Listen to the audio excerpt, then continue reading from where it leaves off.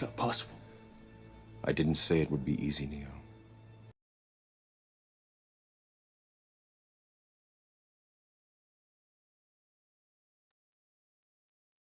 All right, good morning. Committee on Parole is reconvening. We're now at Rapides Detention Center on Thursday, April 25th, 2024. The time is 9:31 a.m. And Mr. White, are there any staff in the room with you? Okay, I'd like them to unmute the microphone and then introduce themselves for the record. It's Sergeant Marsh, Ms. Renatson. All right, thank you, Sergeant Morris. Thanks for helping us out today. So, Mr. White, would you introduce yourself? Tell us your name and DOC number. My name is Jerry White. My DOC number is 317568. Yes, sir. All right, let me introduce the panel to you this morning. My name is Cheryl Renatson. Mrs. Stapleton is seated to my left. Mr. Freeman is seated to my right. We are your parole panel today, and we're here for a revocation decision. We're going to put a piece of paper up on a form up on the screen. I'd like you to look at it and review it and verify if that's your signature at the bottom of the page. Is that your signature dated January 29th, 24? Yes, ma'am. Thank you. Based on that questionnaire, it was determined at your preliminary hearing you're not eligible for appointed counsel. Are you ready to proceed with your revocation hearing? Yes, ma'am. Okay. I'm going to read the allegations against you, after which you'll enter a plea after each one, a plea of guilty or not guilty. And then Mrs. Stapleton will be asking you some questions about it, okay? Yes, ma'am. Before we vote, you'll be allowed to make a statement if you'd like to do so. So you're accused of violating the conditions of your parole, specifically condition number 3. And that allegation is you have not been living at the address provided and are in violation of your curfew. You also admitted to not living at the address approved and admitted to living with your spouse at a prohibited address of 6101 North Bolton Avenue, Lot 49, Alexandria. How do you plead to violating condition number 3? I plead not guilty to violating. I violated my curfew, but not moved. Okay, well, we'll get the details in a moment. Yes, ma'am. Condition number 7, you continuously lied to agents about your whereabouts and where you were laying your head every night. How do you plead to violating number 7? I'm going to plead not guilty, ma'am. Okay. Then we have number 10, and it says you have failed to make a single payment towards supervision fees since having been released, and you're currently in arrearages of $191. How do you plead to 10? Guilty, ma'am. Okay. And last is special condition, which was number 13. And it says you shall follow the sex offender contract. You failed to comply with section 4, number 9, by having social media and using social media for messaging and phone calls through Messenger. How do you plead to violating that special condition? I plead not guilty to that, ma'am. All right. Would you answer any questions Mrs. Stapleton has for you? Yes, ma'am. Good morning, Mr. White. Good morning, Mrs. Stapleton. Okay, I'm looking at the revocation decision from your officer, and I can see that they document very closely every time that he went to the house to check on you, and then the roommates would say you weren't there, and then finally it was, at an hour that was past your curfew, and you weren't there. So you had roommates also saying you weren't there, and then he did find you living at the home of your wife. So what about that's not true? And who's not telling the truth? Ma'am, first, about the roommate part, me and my roommates have issues, and which my parole officer knew about the issues that we had. And of course, me saying I passed my curfew, I did violate my curfew a few times, and when he did come a few times, I was at work. And he said from 10 to 6 in the morning, I had to be at the residence. And I didn't know if I was at work to apply to that, because I didn't go to work at 5:30, and I'd be gone, which he had called my boss that morning to talk to her. And she said anytime that I said I was at work, just call her, and she would verify and gave him the address where we was at. And then with my wife, ma'am, I never moved my wife. I stayed at 38 3308 Willow Glen River Road, which I paid my rent, and I was trying to get all my rent receipts up for you guys, but for don't prevail. And Mr. Williams, my landlord, he's in New Orleans. A tree fell on him to write me a statement and get copies of my rent receipts. Yes, I did visit my wife at a restricted address, and she have now moved. Me and him talked about that, and she have moved, and he have approved that address, so he had no problem with it. So on January of 2024, it was the offender was currently not home, and the roommates advised the offender was not home all day. Then he checks again, and it was 12:15 a.m. at that same address, and he didn't find him home. And so on 124, so 122, 123, so your parole officer was really trying desperately to see what was going on with this. And so on 124, that's when the arrest was made, because you were not staying at your residence. And that's where they found that you were using a phone for Facebook and Messenger, social media, which is totally prohibited. Do you have an answer to that? Yes, ma'am, I do. And when Mr. Roman called me that morning, that's where I was at work that morning, which I did visit my wife. My wife is disabled, ma'am. She had a light stroke. She can't use her right side. And so I told her, I went over there and I cleaned her up and I changed her. My sister used to do, but she was at work and my kids was at school. So I told her, I said I did. She called me, I went over there. She needed some of the pens. So I went to the dollar store. I got her some of the pens. I washed up, cleaned up, and I fed her.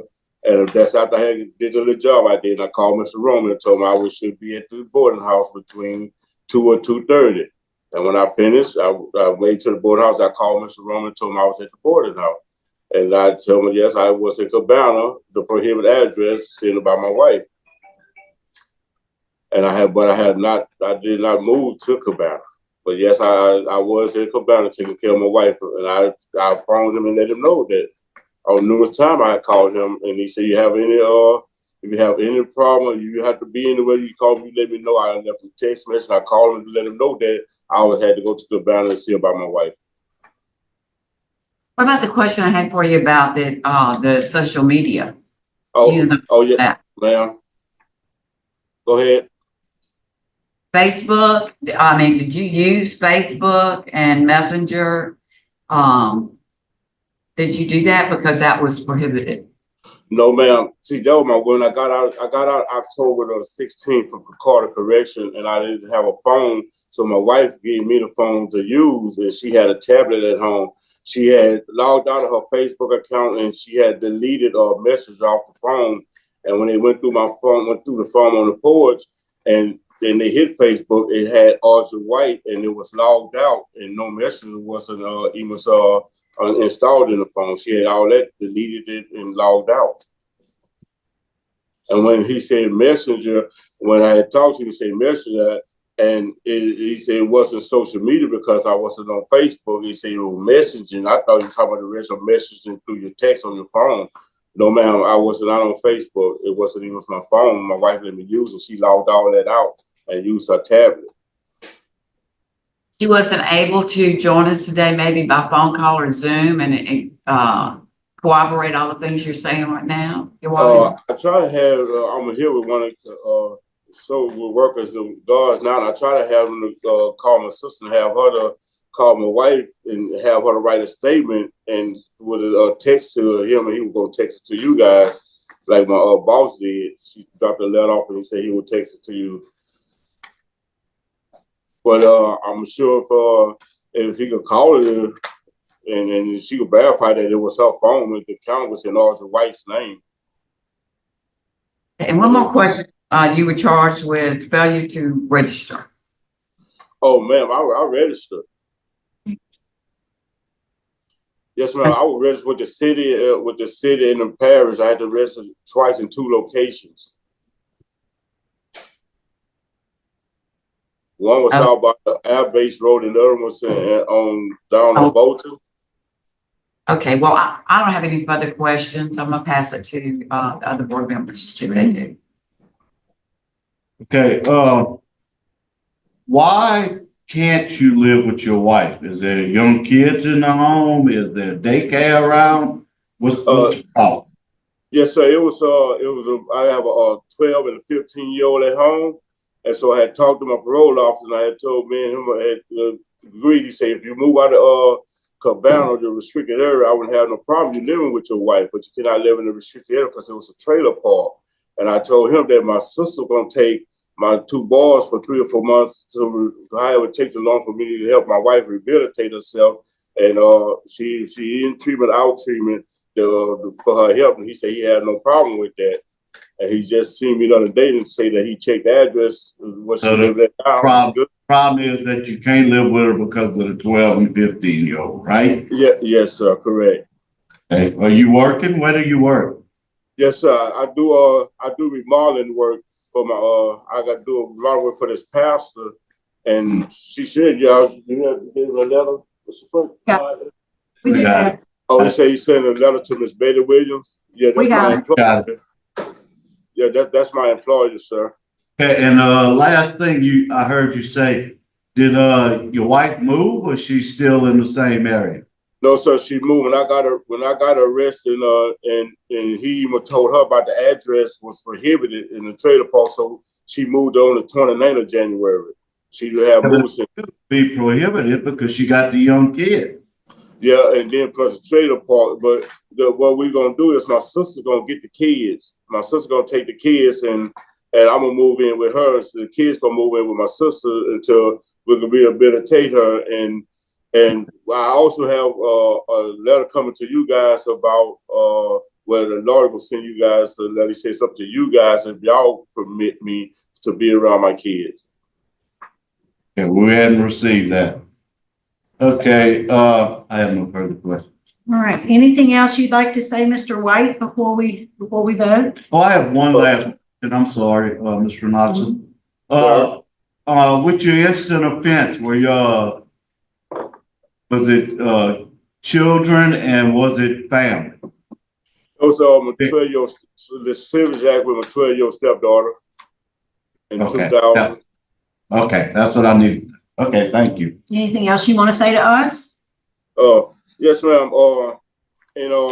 Like when I was telling my parole officer, I understand the stipulation was my curfew, and me and him had the talk, and he said that he didn't have no problem being with my wife. He said, but it's just the place, the prohibited place that could be. He said, I told him about the kids. We go and stay with my sister. He said he has no problem with that, and that he got she faxed him a new address. He went and checked it out. He said he had no problem with that. He said he had told you guys. I mean, well, you all that, not you guys, you all that, and basically, my wife, me and her been together 18 years, and I had no choice but to go help her. She disabled, couldn't help herself, and my sister did her best. She worked 12 hours. She worked a job 12 hours. My brother-in-law worked, so she trying to take care of her and my kids. So my kids will go stay with my sister when I go over there and help my wife. So there wouldn't be no conflict just by the kids being in the home where I was over there helping my wife. Okay. Well, thank you, sir. You ready to vote? We have a motion for executive session. Second. And could you do the roll call, please? Cheryl Knox. Yes. Steve Freeman. Yes. Carolyn Spence. Yes. All right, Mr. White, we're going to be in executive session for just a few moments to discuss confidential matters. Stand by. We'll be right back. Yes, sir. All right, Mr. White, we're back in session. It's 9:48. We are prepared to vote. Mrs. Stapleton will do her vote first. Mr. White, after careful consideration, you did break the rules, and that's wrong. And so, that's a reprimand, but we're going to vote not to revoke you today. And it's going to be with special conditions that you get an approved address, and also that you get an electronic monitor that will be paid for by the state. Yes, ma'am. Mr. Freeman? You're receiving a good break here today now. I know that's tough, but you can't stay with your wife if the kids are there. Bottom line in the story. It's the law. Yes, sir. So, work that out with your probation officer where he can make sure that the kids have left the home. And then, I'm sure he'll approve for you to go live with. But my vote's the same. Yes, sir. Thank you. Mr. White is also the same. Do not revoke, issue the reprimand and then add the special condition. First, you got to have the approved residence address and then electronic monitoring. And your parole officer will help you with the electronic monitoring to get that set up. Yes, All ma'am. right? Look, Yes, ma'am. yes, sir. Thank you. Thank all of you. All right, that concludes our business in Rapides. We're going to sign off. It is 9:49. Thank you, Sergeant Morris. Thank you.